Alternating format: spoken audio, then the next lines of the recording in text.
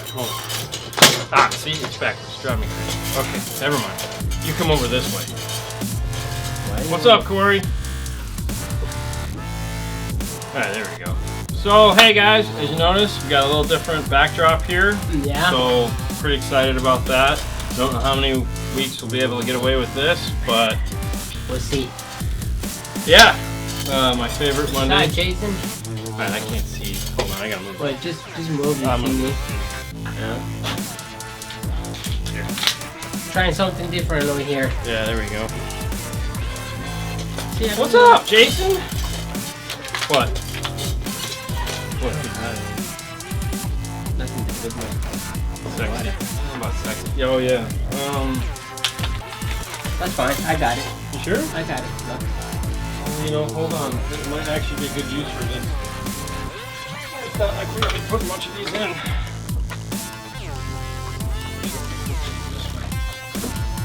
Here you go. Now you can put it right there.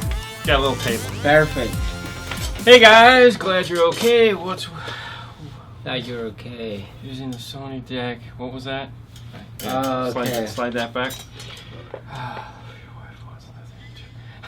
Love that your wife wants nothing to do with your videos. Yeah. Alright, you let me Yeah, it was funny. We were actually talking about that. Yeah. And I told her, you know, because everyone thought I was a single dad. Oh, really? Yeah, I told you that. Remember? I was like, it was kind of in my head. It was one of those things. I was just waiting to get that question as far as how many, you know, when someone was going to ask, "Are you a single dad?" And no, you know, I've been married. When Haley was here, when you were out that one time, we talked about that because I've been married 23 years, 24 years, really long time. Okay. Well, I mean, dude, anything after 20, I feel is like. It's done. That's it. You did know, your job. I mean, yeah. I mean, if you can make it 20, I mean, you're doing pretty good. If you can make it 30, you know, 50. I don't want to think about that right now. But no, it was just kind of funny. But she just doesn't want anything to do with this because it's just not her thing, which was funny. Oh, she shows up in the comments. That's true. Yes, she does. Yes, she does. Yeah. I don't think she can watch tonight because she's doing some training for work, so which is nice because then she'd be definitely commenting in. Hello from Sweden. What's up, man? Sweden, yeah. And, you know, every now and then she's like if in the vacation. What's up, Jose? How you doing, buddy? She's in the vacation video. Because she's walking next to me, and I said she's not going to make it. And but that was it. That was funny too. But yeah, no. Haley just likes being in it too much. To her, this is like the coolest thing in the world. That's why, you know, you guys don't mind having her in. So, she can be in. I have her in. All right. What was that question? Okay. Go back to that real so Donnie told us, say, "Hey guys, glad you are okay. What's with using the new Sony deck with optical output if you're still gonna use RCA?" Should the amp also have optical input as well? Will be better to just go straight from the deck to the amp using one optical cable. So, okay, so you have just asked the question that Audison has been trying to push for since day one. The idea was that you get your sound into their processor, then out of that processor, it's why it's called the bit, you come out of that processor, you go via Tosh-Link fiber cable into the amplifier. Now, that's supposed to be the cleanest thing possible, is that. The Sony, yes, the idea is that you go fiber out, or digital out into the digital preamp of the amplifier. Yes, that is the best way to do it. Alpine has that capability on their radios. They have a fiber optic output, but none of their amplifiers have fiber optic input. And it was funny because John and I were talking about this today. Okay. John is our Alpine rep. Audison Alpine kicker rep. Yeah. And he's taking out his Audison system to put in the kicker. The Q The Q system. The Q power, yeah. And yeah, high-res audio is that really niche thing, and if you want high-res audio to be what high-res audio is supposed to be, then yeah, you need that from start to finish.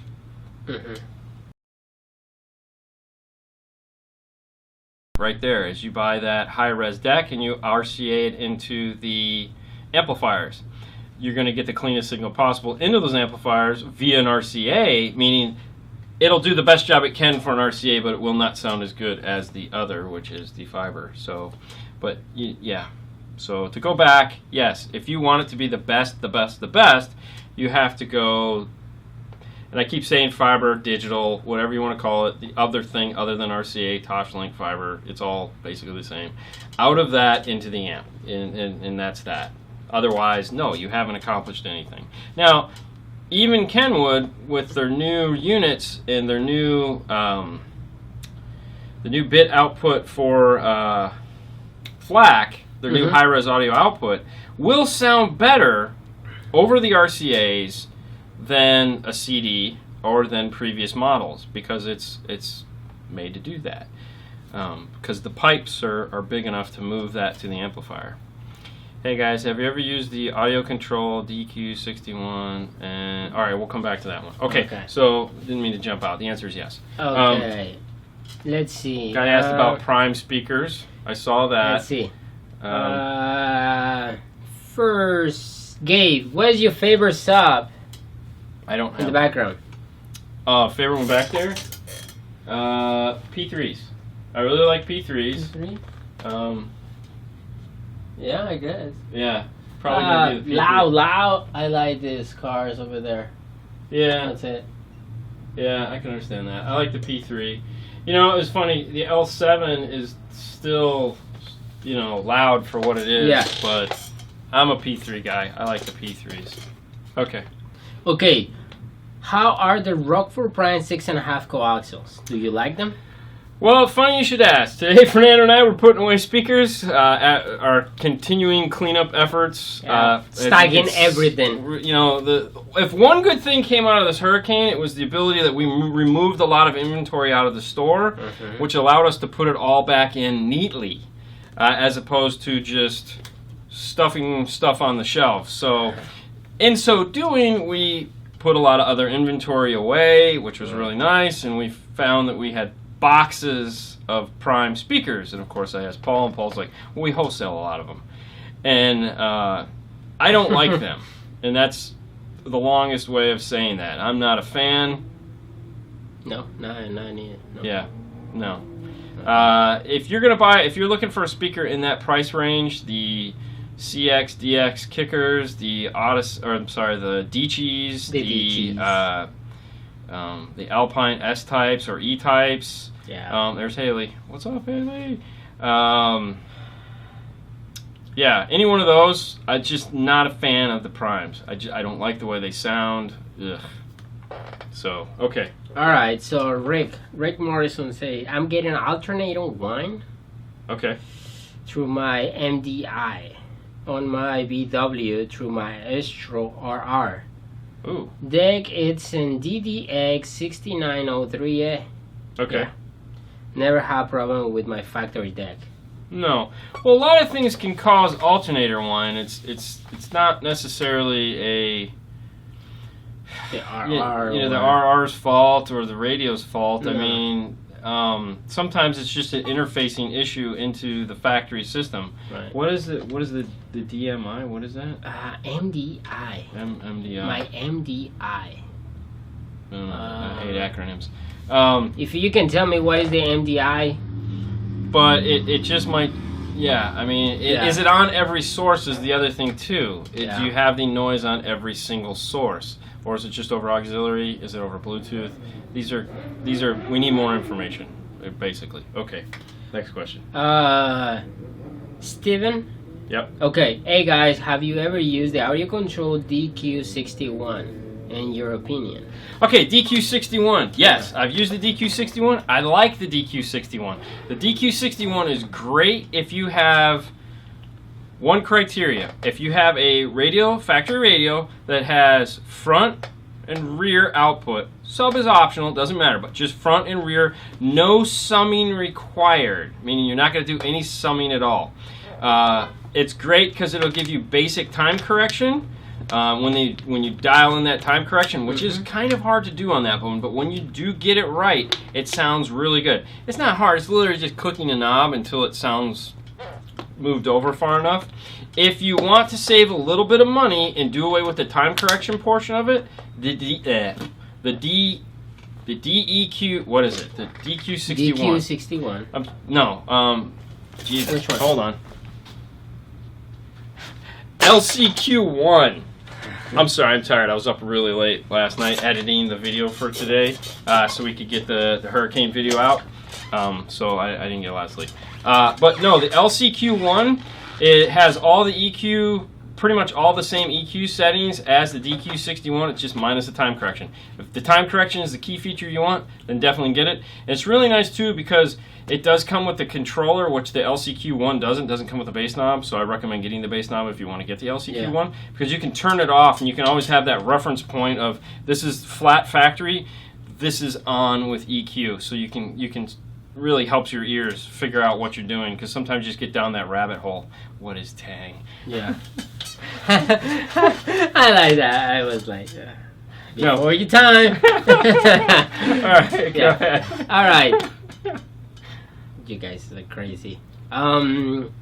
Ernest. Yes. He said, hey guys, do you carry any good shallow mount 12 to install in the back crew? Yeah, under the seat. Yeah, I mean we've beat this horse dead. Shallow mount 12s. There's basically I'm gonna show you. My favorite is the new. Is that it? The new Comp RT? The new Comp No, that's RT. the old one. The new one's up there behind you. Yeah, Yes. Red Stitch. Yes. That's the old one. Silly boy. Well, this is Kicker makes the Comp RT, which is a really nice shallow mount driver. This is a passive radiator. We have a full review on this box if you're interested in it, where we give you the measurements in case you're curious. Yeah. But these work in all the truck boxes. If you're not into Kicker, which not everyone is, check out Phoenix Gold. Phoenix Gold also makes a nice shallow mount woofer too that we switch between the two depending on what we're trying to do, but both of them have a really nice sound, and those are our two favorites. all right. Thomas say, Fernando, at the shop you used to work, what brands do you sell? Man, used to. A lot of that crap. A lot of yes, just like nothing crazy, man. Jensen and I don't know, TVU. A lot of TVU. A lot of TVU, yeah. So I'm glad I actually changed. He had never heard of really expensive speakers before he got here. So when we did some high energies for the first time, that was a life-changing moment for sure. Yeah, that was awesome. That was awesome, man. Yeah, I'm glad. Okay, so Jason, Kenwood Excellent speakers for the win. Yes. Yeah. Yes. Yeah, Kenwood Excellent speakers. Yes. And then right there. Yeah. So Kenwood actually, which would be right there. Kenwood Excellent speakers are awesome. If you're looking for an affordable alternative, I know I mentioned all those other brands. Mm-hmm. We sell a ton of Kenwood Excellent speakers. It's just that sleeper that I don't. Which is funny because when I was at my previous place, that's all we sold. We sold Alpine. When we stopped selling Alpine, we went right into Kenwood Excellence, and we sold tons and tons and tons of Kenwood Excellence. Yeah. And one of my favorite all-time speakers that Kenwood makes is the 7-inch.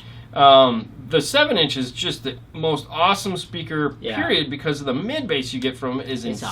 Awesome. It's awesome. David, Haley just commented back. She plays Center D, which I was going to get to. Not like I didn't know Haley. I've got a game tomorrow night. All right, Jason, what are your thoughts on the Morel Tempo coaxials and components? Okay, so if you guys ever see the guy Bill Freeman coming on here, he is the rep for them, for Morel.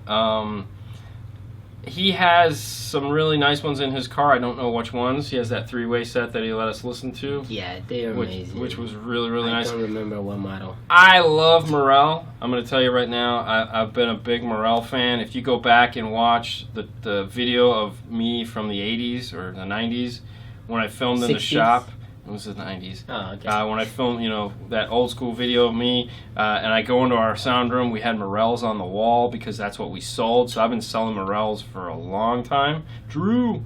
All my home audio is Morel. We don't sell Morel here. No. So it's one of those things that it's that private love affair where, no one can know about. So you can do no wrong. They can do no wrong in my eyes. Yeah.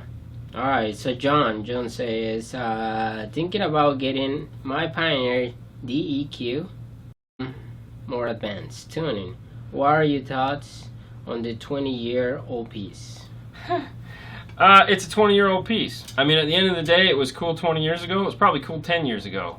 And it probably has the DSP in it. It probably has that simulated hall, church, stadium effects like they had 20 years ago. There's nothing like that right now. So if you like those type of things, keep it.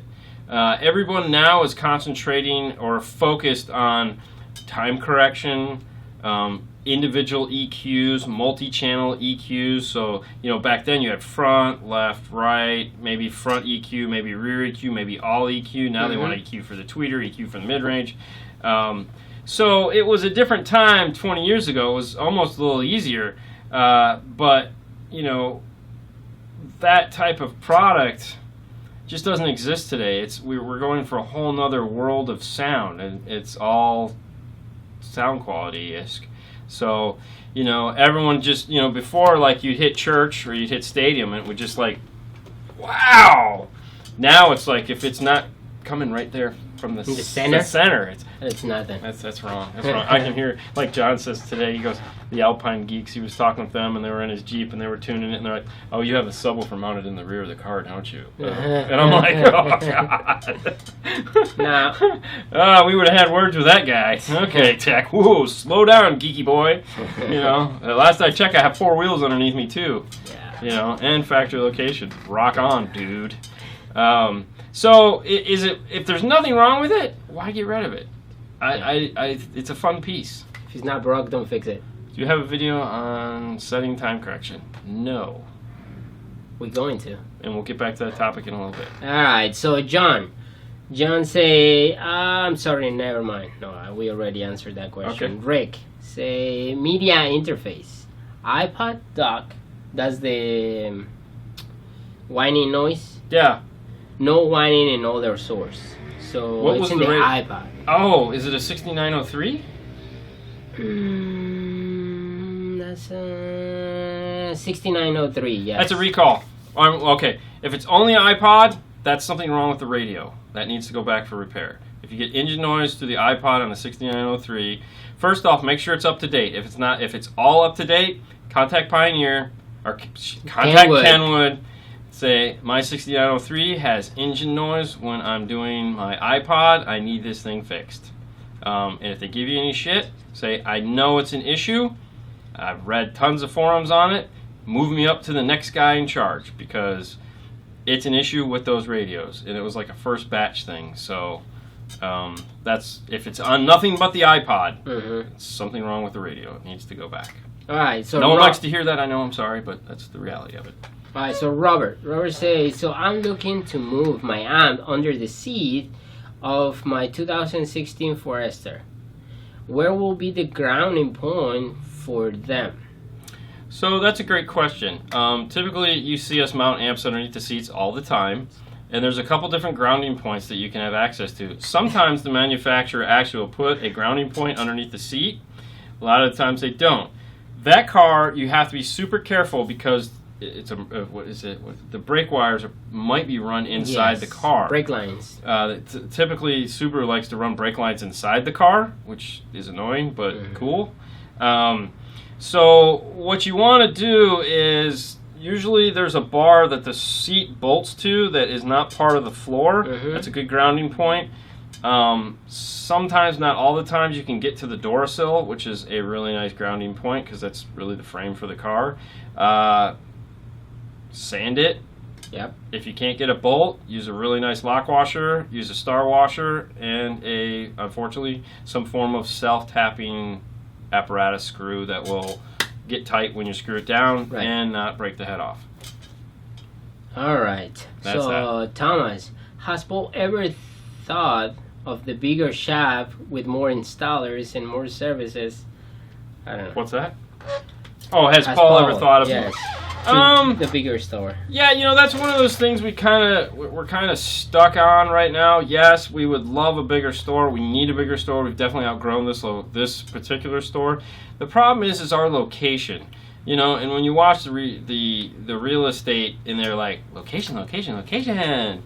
We have a really great location here, and Yes. a lot of our business is generated because of our location. So we're kind of like over a barrel on that, in that we're trying to make the best of what we have. So, we know we need a bigger facility, and we know it would definitely improve, but it's like, I don't think he wants to get into that. So we're just kind of trying to work with what we have right now, and just kind of play it, day by day, year by year, and see where the revenue comes from, and just see how this all turns out. Who knows? If another building comes available in this plaza, we might just take that over too. I mean, we're not opposed to that.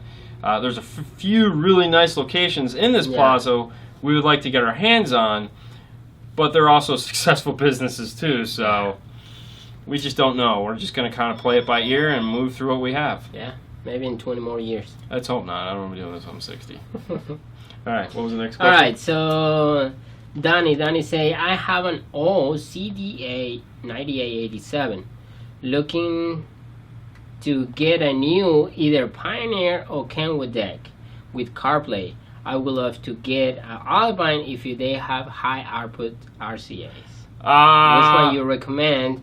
It's going on a 2003 Town & Country. Check out the new Alpine ILX 207. 207. The 207, I believe, has the high output. And that does CarPlay, Android Auto, HDMI. It's probably the best radio Alpine has out right now. Mm-hmm. We haven't done our review on it yet because of this crappy weather we've had, and holidays and whatnot. It'll probably be another 2 weeks before we actually get to it. But check that one out. Otherwise, if you want a Pioneer and you want to be reasonably priced, check out the 2330. The Kenwood, you can check out the 6904 or the 9904. Yeah, those are the model numbers you want to look at. Okay, go ahead. Peter say, hey guys, thank you so much for all the recommendations about the Kicker 7-inch backup camera and everything. Cool. David, what position? Haley answered that. I love soccer. Sounds my son plays. Yeah, David. Yeah.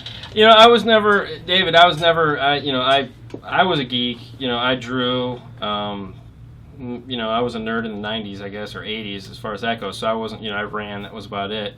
But yeah, soccer, that was new to me, and it's fun. I don't. I like hockey and I like soccer, which is funny because they're very similar. And they're both fun to watch live. So, all right. We have a great hockey team, by the way. Even though we're in Florida, we do have the Tampa Bay Lightning, which I don't know about all you Northerners, but we do have our name on the Stanley Cup and have been there to play for it a couple times. Jason say yes. The ILX 207 is for ball. There you go. Canadians. Anyways, yeah. All right. So thanks, Jason. Yeah. So, check out the ILX 207. That's going to be the Alpine you want. It's a really nice Alpine too. Yeah. Hi from Quebec City, Quebec, Canada. Okay, hey. Marco. Ready? Yeah. Sorry. Marco has a 2017 Dodge Challenger. Yeah. SXT. Yeah. What size speakers and what speaker harness can I use? Is it 2007? 17. 2017. Which does it say what stereo it has? No, he doesn't. We need to know if you have the factory base model or if you have the premium Alpine sound system in that car. If you have the premium sound system, you can go with a Amp Pro, which will allow you to get the preamp output from the factory radio. You can also do the Kenwood DSP 601 and the iData Link connection as well. So there's a couple options if it has the Alpine or the Beats by Dre or the Harman system in it. If it's none of those, then you got to go and do it the hard way, which is going to be using like a LC, an audio control LC7i or a LCQ1. And as far as like power amplifier bypass plugs, you wouldn't need one. And there is really no, right now there are harnesses if you don't want to cut the factory harness. Metro's working on some, but they're not shipping yet, and the only other one I can find is about $50 on eBay. It's for a Fiat. So that's a T-harness they make for a Bluetooth, but we use them for, like Car AV, we use those for T-harnesses so that we don't have to cut the factory harness. So I don't know if that helps, but that's where we're at. Ryan Lynch, he said, I'm glad you guys okay. See you guys later. Thank you, Ryan. Thank you, Ryan. Let's see, Chad. Yeah. Do you have any video on the setting of time correction? Okay, so no, we really haven't done anything other than when we do the basic Pioneer time correction. We haven't done one with Kenwood because we're still trying to get Kenwood's to where it actually works the way they say it's supposed to. And that's why until we have something perfected in the way we want it and the way we can explain it to you easily and so that you can replicate it, we don't really shoot that video. I know we shoot the day-to-day stuff, which it would be in, but time correction is one of those touchy subjects, hot button subjects right now, so we want to make sure if we're going to put something out there that it is 100% accurate and that it makes sense to you guys. Because it's becoming very, very esoteric, to use that crappy word, and I don't understand why. I feel that you can do a pretty basic time correction setup, level control, and have a really nice sound pretty quick. Some people want to spend 3 or 4 days doing it and adjusting all these things, and it's like at the end of the day, it's just about good quality sound and not necessarily about spending 10 hours to get it to sound good. If you're of the guys that wants to spend 10 hours to do it, I applaud you, and yes, you should. However, no. All right. But yeah, we do have them coming, and they're going to be down-to-earth, simple how-tos, how to do this, how to do that. We're not going to get into the whole theory, and no, it's not going to be our thing. All right, Rudy say, what do you think about Pioneer Pro 6.5s? These things are a beast. What's that? The Pioneer Pro. Oh yeah, those are monsters. We got a set right there. Yeah. Yes, they're awesome. They're big. They make a 6x9 with this gigantic tweeter on it. Yeah, they're not bad. They're made for the South American market, and somehow they convinced Pioneer USA to bring them in. They haven't been the hottest movers, and I'm sure next year Pioneer won't do anything with them, just because they haven't sold really well. But yeah, they're really nice. I mean, if you're into the loudspeaker thing, which I'm not, but we've put a couple pairs in for people because some people want that brand name. They don't want Audio Pipe and Scar and Earthquake, and they're like, see, Pioneer makes loudspeakers, which is the same reason why Rockford makes them, because they're a brand name that people trust and they want to have. Rockfords sound really good too. Actually, the Rockfords sound the best. If you want the best loudspeaker, you want a Rockford. Rockford. Yeah, those 6.5 louds are freaking impressive. Tweeters too. Yeah. Well, I mean, they're just buying everyone else's tweeter, but that mid-range, man, wow. All right, Christian. Say, Christian, Audi. Yeah. Remember? Yep. Okay. Yep. Hey guys. I missed them at Disney. Just got power back late Friday. Yep. Wow. All right, man. We just got power back Thursday, Thursday. Yes. So I feel your pain, man. I feel your pain. How does the new Alpine 5-channel amp compare to the PDX V9? Keep your PDX V9, and we'll just call it that. That's it. Yeah, I know you love your PDX V9. Keep it. It's not as much power. It has a higher dampening factor. It's a new look. We haven't done a lot with it yet. That's actually the only amp we brought in is that new 5-channel, so we're going to play with it more as time goes on. But no, it's the PDX V9 is still the amp you want. So keep it. I don't. That was one of the things I didn't understand, why Alpine would come out with a parallel amplifier, we'll call it, and because it's not a replacement. It doesn't have all the same features. So what is it? I don't understand. I don't understand Alpine's thought there. I don't know what they were thinking. I don't even know if they know what they were thinking. But hey, who knows? Good things could come from Alpine soon. There's a big shakeup going on over there right now. So we won't get into. William Lawrence say, happy you guys okay after the storm. Thank you, William. Mike say, hi guys, doing a great job from Texas. Yes. Charlie's hi from Quebec, Canada. Yep, got him. Okay. Israel. Ooh. Is there a good way to replace the stereo on a 2002 ML320? ML320. That's a Lexus? No, ML320 is a Mercedes, the SUV. The ML320. Does it have Bose? That's really the question. If I'd have to see the dash if it's what I'm thinking about. It's just a standard double din. If it has Bose, you have to bypass the Bose amplifier that's up above the steering wheel. Mm-hmm. There's an amp mounted up above the steering wheel behind a piece of sound deadening material. You have to pull it out. You have to bypass it, which sinks. You really need another amplifier to go in there. If it's the non-Bose system, it's a standard Volkswagen harness, the 82 whatever, 80 whatever, standard Volkswagen harness. And it just goes in, and you do need a cage. So like Pioneer makes their add-on cage that they sell. Kenwoods come with the cage. Mm-hmm. You can just slide it right in and you're done. Okay. If it's the one I'm thinking of. There's a ton of them, so. But you can actually tell us. Yeah. All right, so Danny say, thank you for the advice. Also, my daughter's name is Haley. Spells differently. Oh, God, don't even get me into that. Oh, Jesus.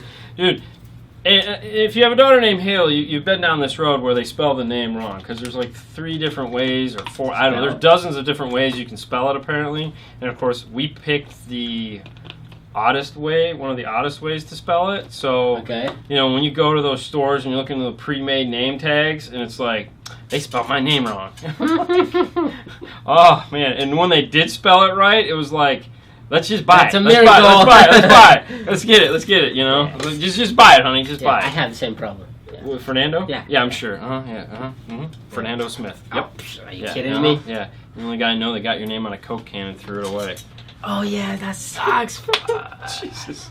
I'm like, finally I got my Coke. And then I forgot and like, garbage.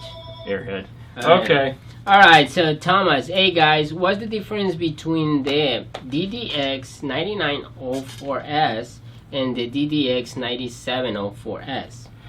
The only thing I can find, the 9704S doesn't come with GPS wire. Well, the 9904S doesn't have it either. Or 9904. 9904 is going to be GPS. Okay, first things first. It's an Exelon versus a non-Exelon. Mm-hmm. That's really the key there. Non-Exelons only have a 1-year warranty. Exelons have a 2-year warranty. Exelons are also supposed to be built with better components than the non-Exelon equivalent. Exelon radios are only available in the United States and are supposed to have a better look and feel. But the main difference at the end of the day is the 2-year warranty and supposedly the sound quality. So that would be it.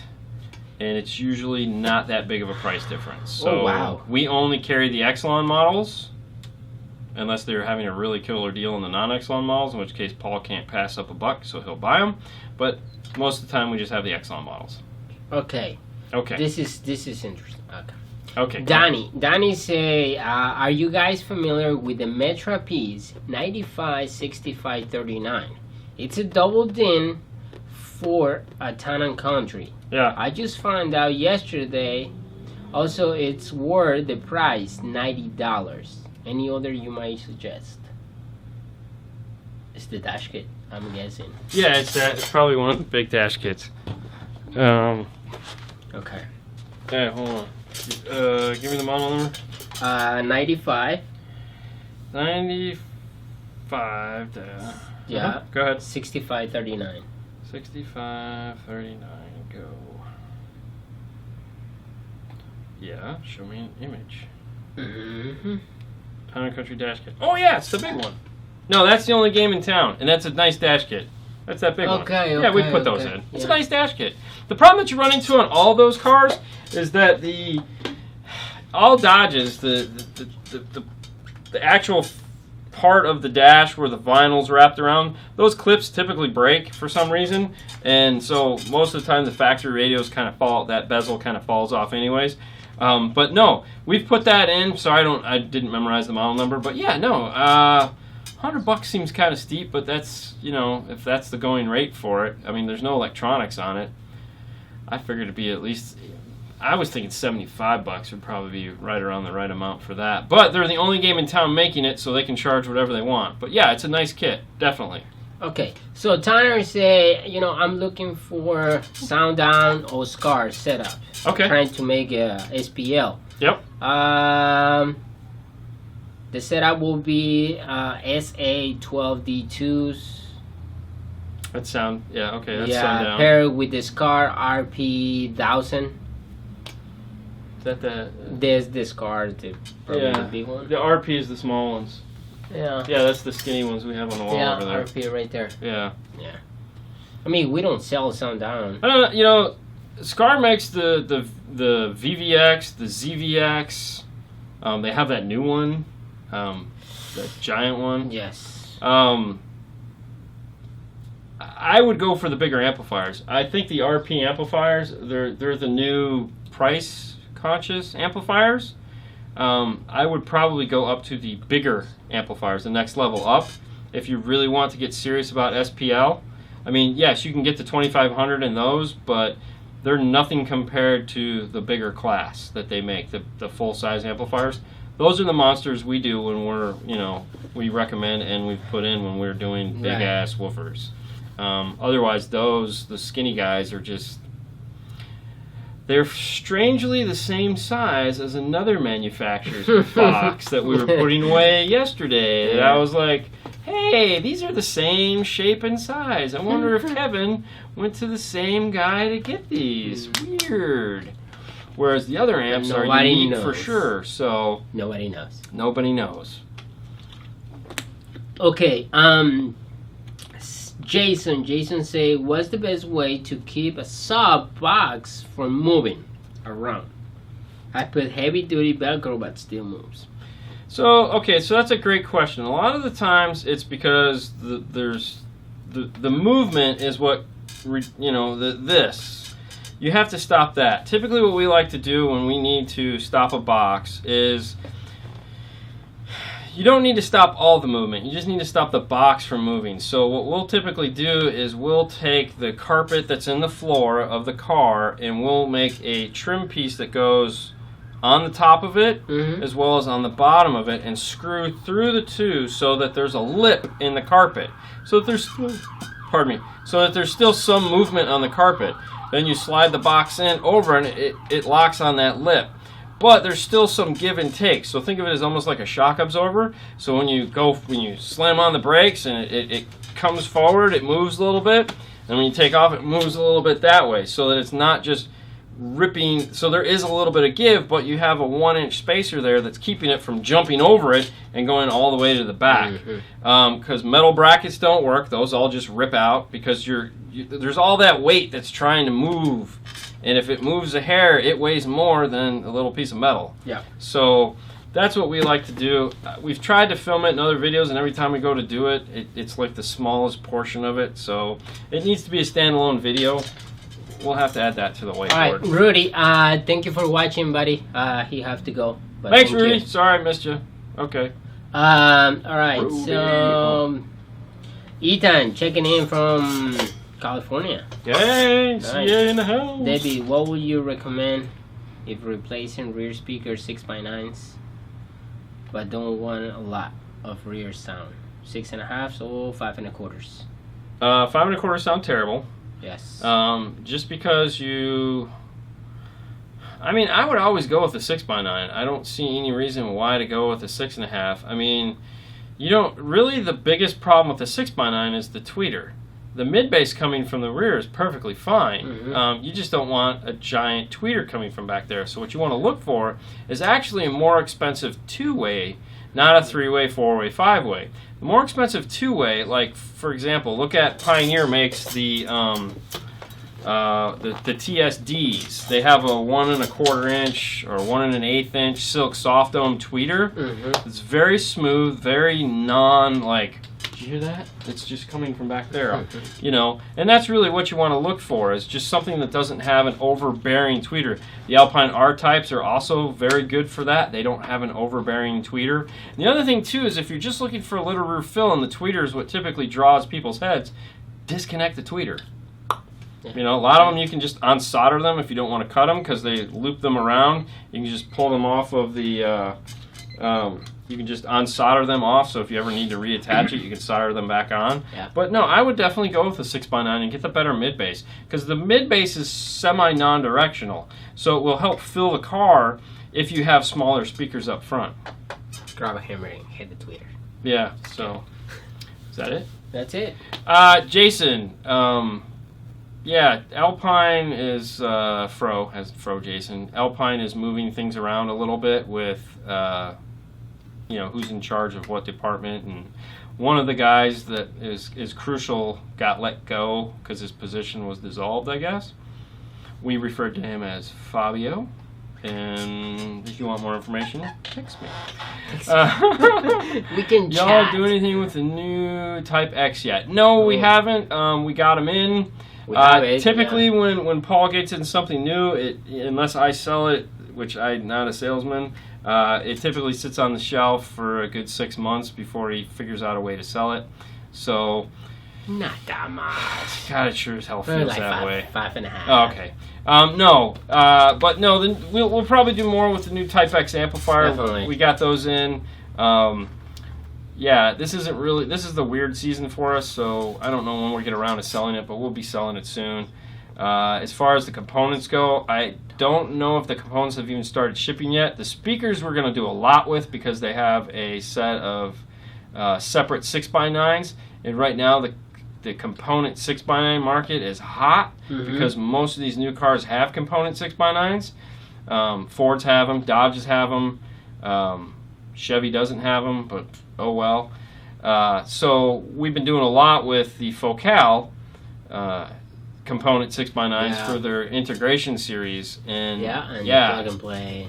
Performance, whatever. So yeah, I'm kind of interested to see how that goes. All right, so Jason say I have a 5 1/4 Morale components, but they don't have the little metal brackets anymore. What would be the best to mount them? The tweeters? Yeah, it's probably the tweeters. Or the mid-range. I don't know if the mid-range was separate. You're probably just going to have to build something out of plastic. I mean, a lot of the times you see us when we go to mount tweeters, we just make some form of bracket out of plastic. Plastic you can go buy an 1/8 inch cutting board from Target or, what's that place you shop at? What? Mart. Yeah, that other place starts with the W, ends with a Mart. I don't know. Anyways, go pick up like a white cutting board made out of 1/8 inch plastic. You can cut that up and make tweeter mounts out of those. It's a really inexpensive way to make mounts for speakers if you don't want to go find all the other stuff. Okay, Vladimir say, is there a DSP that can be controlled via Bluetooth or an iPad phone? Yeah, check out the new Phoenix Gold. Phoenix Gold new DSP. We just got that in last week. It's been making its rounds on the interwebs as far as people getting to play with it. We got one in. You can go onto the App Store and download the app and play with it. So if you go, there's 2 apps. One is the user app. One is the actual installer app. But you can do everything from your iPad. You can do everything from a Mac. And you can do everything from a Windows machine. This piece is going to be freaking amazing. We're still figuring out where we're going to the videos as far as that goes. But yeah, no, it's really cool. So just download the app and play with it, the things it can do. And I will tell you this, when you're using the app, make sure you double tap on things because there's tons of hidden menus so that you can group things together and take things apart, meaning channels. Like you can add channels together, you can add channels apart, you can do summing, it's insane. You can do anything you want with this thing and you can do it right from the iPad. The one thing it doesn't have is an active RTA, which at some point they're hoping to change, but unlike you can't see the RTA signal coming in, so you have to have some form of an RTA to actually see what's going on. That's really the only damn. Now, coming is the audio control. The current piece is going to have a Bluetooth interface to control from the phone.